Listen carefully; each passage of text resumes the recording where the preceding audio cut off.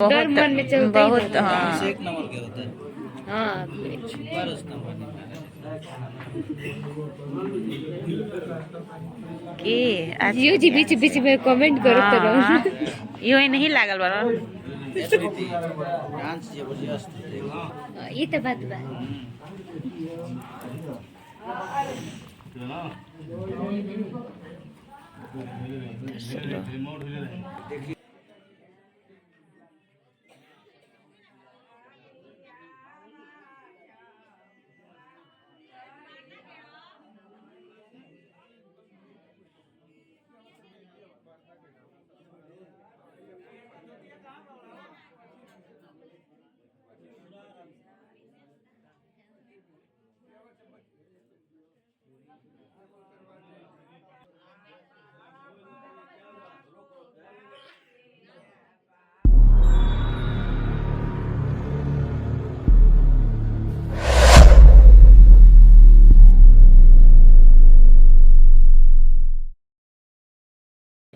Hello hi everyone, welcome to my YouTube channel. कैसे हैं आप? मैं उम्मीद करती हूँ आप लोग हमेशा की तरफ अच्छे होंगे और मैं भी अच्छी हूँ। और यहाँ हम लोग आ गए हैं शादी करने के लिए। तो यहाँ हमारे दूल्हे राजा आ गए हैं मंडप में और उनकी हो रहा है दुल्हनिया का इंतज़ार। तो अब थोड़ी देर में आने वाली है दुल्हन, क्योंकि अब होने वाली है फाइनली इनकी शादी। तो आज आपको दिखाते हैं, ब्लॉग अपना दिखाते हैं जो है शादी का। और यहाँ हमारी जो देवरानी जी है वो एंट्री कर दी हैं और उनकी बहन जो है साथ में लेके आई है।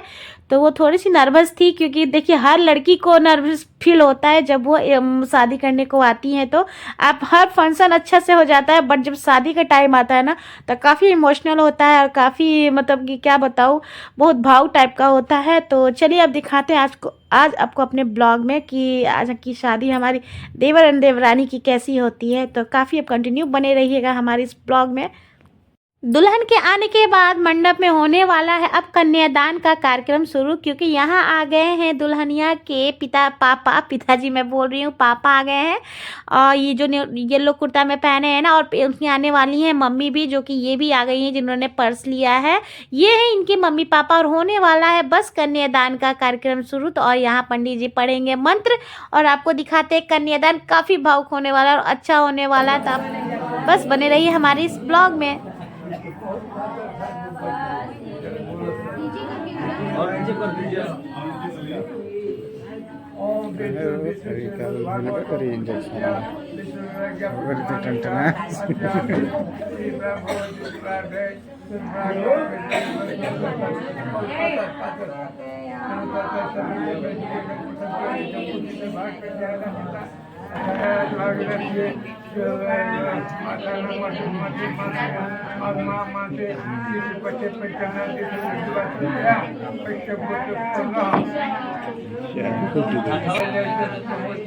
जी कहीं इन्होंने परेशान होने कुछ तो का बात तो कहीं से क्यों पूछते ना रहे कुछ।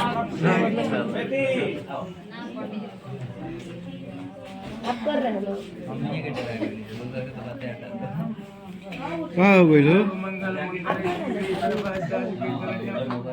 ए राज अपोनेंट टीम ले रहे लो जनो घरी खोजत रहा कि के है।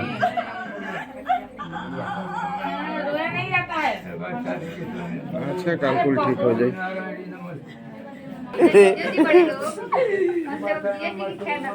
रवरा बीच में टप करता नहीं बैठी चुपचाप।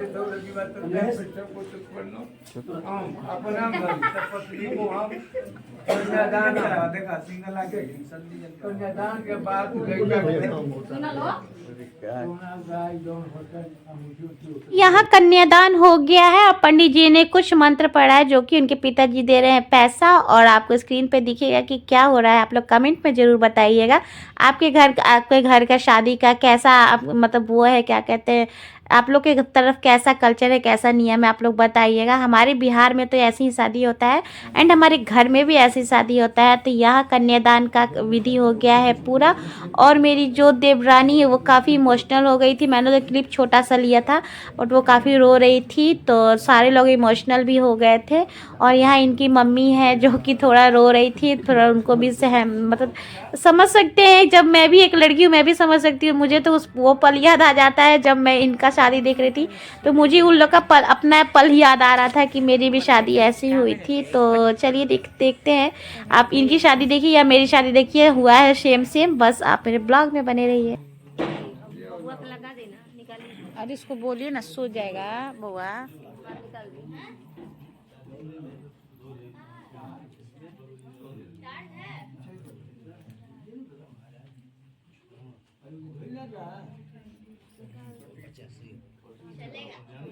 तुमको नींद नहीं आ रहा है बुआ?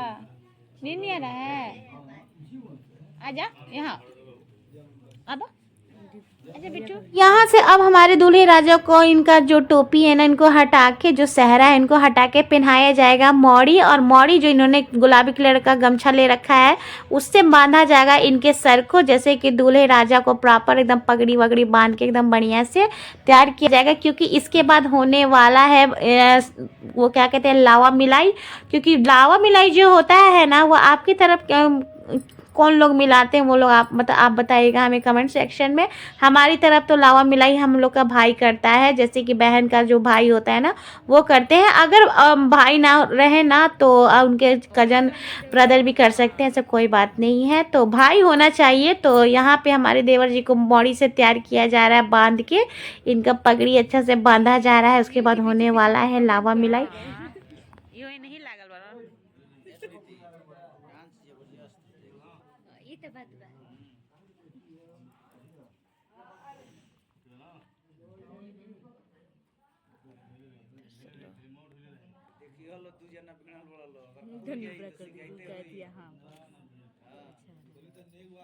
अब यहाँ से हमारा लावा मिलाई का जो कार्यक्रम है वो शुरू हो गया है। और जो लावा मिला रहे हैं वो है उनके भाई जिन्होंने लावा लिया है ना, और ये दूल्हा दुल्हन है जो कि दुल्हनिया छीट रही है। आप लोग को तो ये कल्चर पता ही होगा।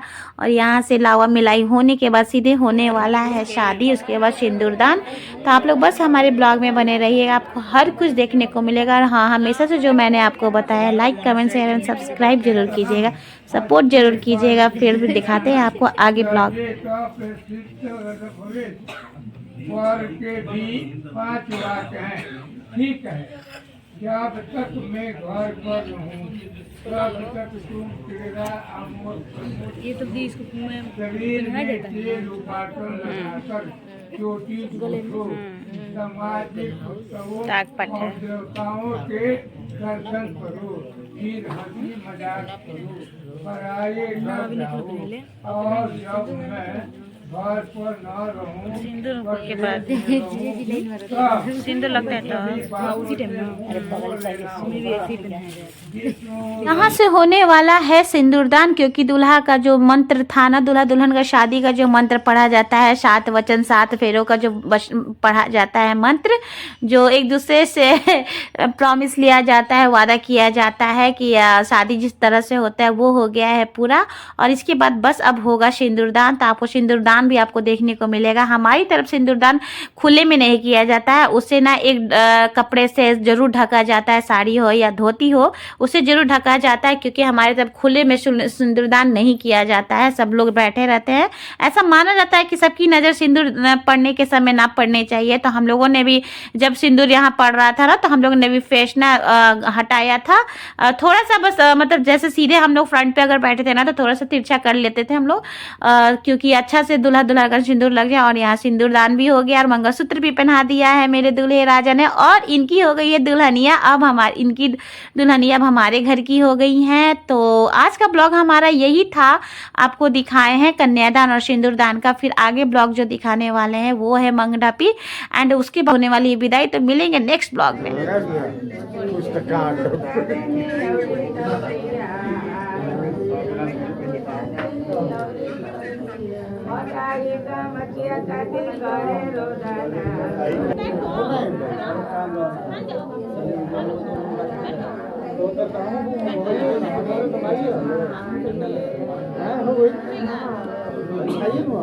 हाँ